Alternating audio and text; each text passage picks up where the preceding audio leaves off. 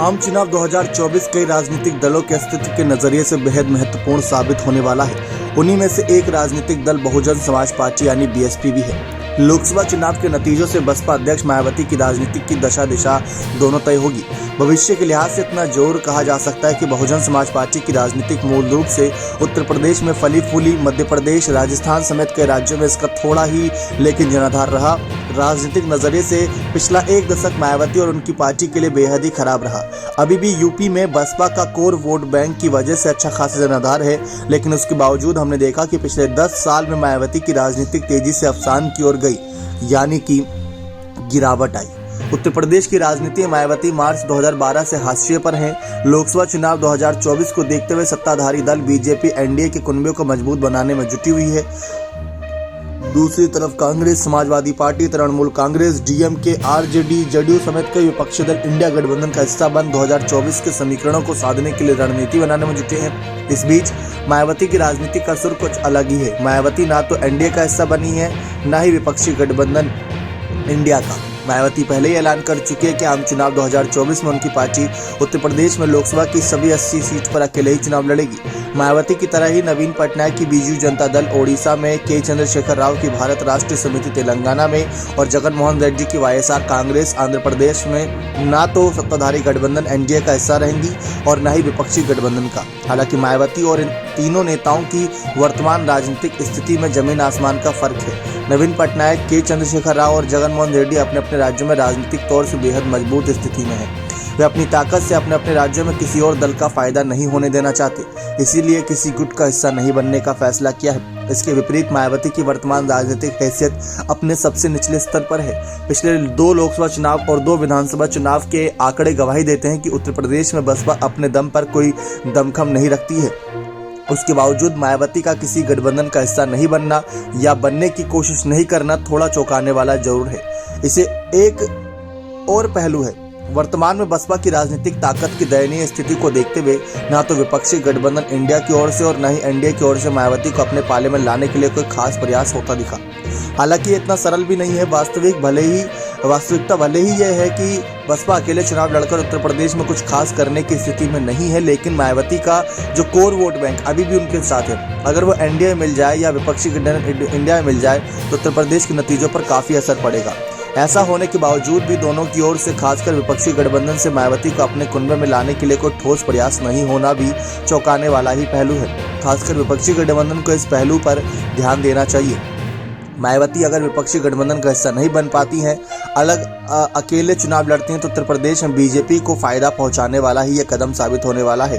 इसके साथ ही यूपी में जिस तरह से अभी बीजेपी मजबूत स्थिति में है, मायावती के अलग रुख से समाजवादी पार्टी, कांग्रेस और आरएलडी के गठजोड़ का असर प्रदेश में काफी कम हो जाता है। प्रदेश के सियासी समीकरणों के लिहाज से इससे कोई इनकार नहीं कर सकता। अब बात कर सकते हैं कि मायावती के लिए 2024 का लोकसभा चुनाव कितनी अहमियत रखता है। दलित राजनीति को नया आयाम देने वाले कांशीराम से मायावती को बहुजन समाज पार्टी विरासत में मिली।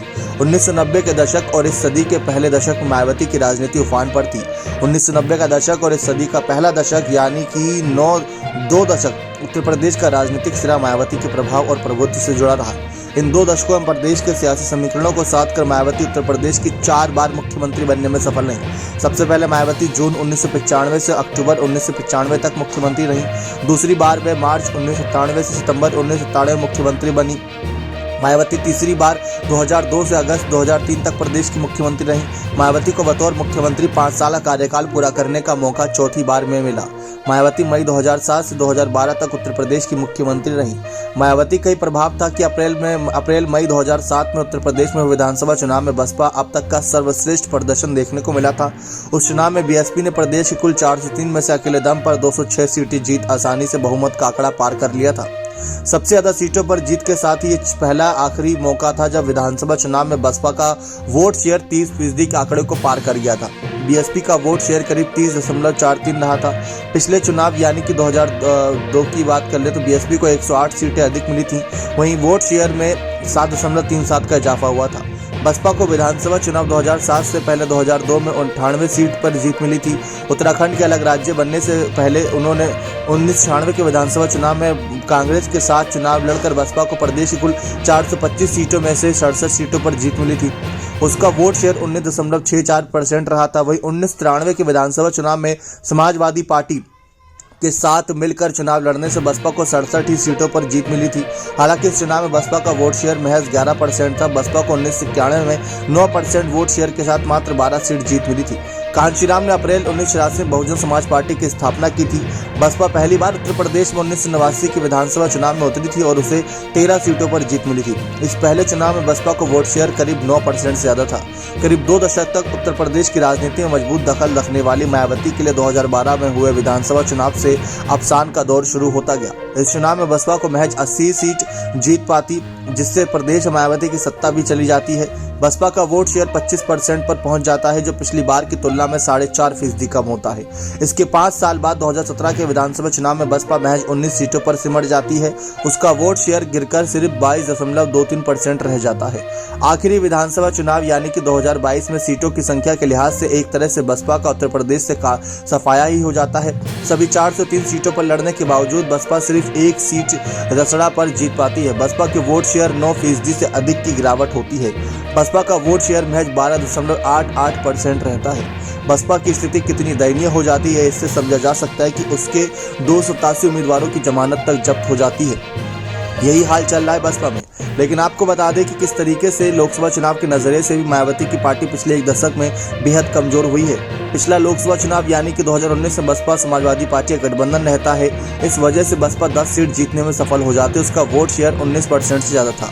उससे पहले 2014 में बसपा सभी 80 लोकसभा सीटों पर अकेले चुनाव लड़ती है और उसमें मायावती की पार्टी का पूरी तरीके से सफाया हो जाता है।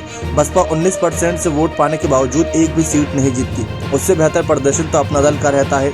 एनडीए में रहते महज 1% वोट पाने के बावजूद 2 सीट पर जीत हासिल करने में सफल रहती है।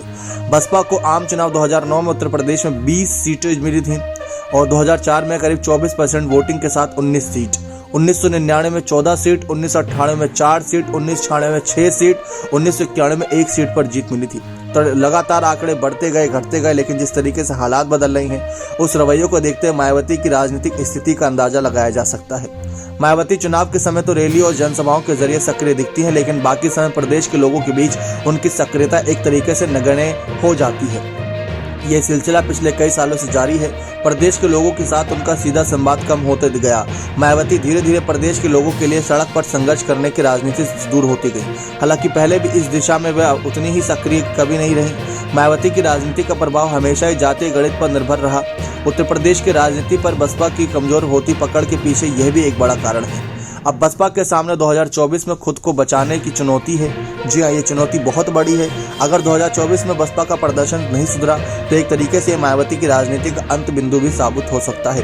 अगर ऐसा हुआ तो ये भारतीय राजनीति की उस विरासत को नुकसान होगा जिसकी शुरुआत कांशीराम ने आज से करीब 4 दशक पहले करी थी। क्या आपको लगता है कि मायावती वापसी कर पाएंगी या नहीं? आप मेरा कमेंट सेक्शन में जोड़ दीजिएगा। बहुत बहुत धन्यवाद।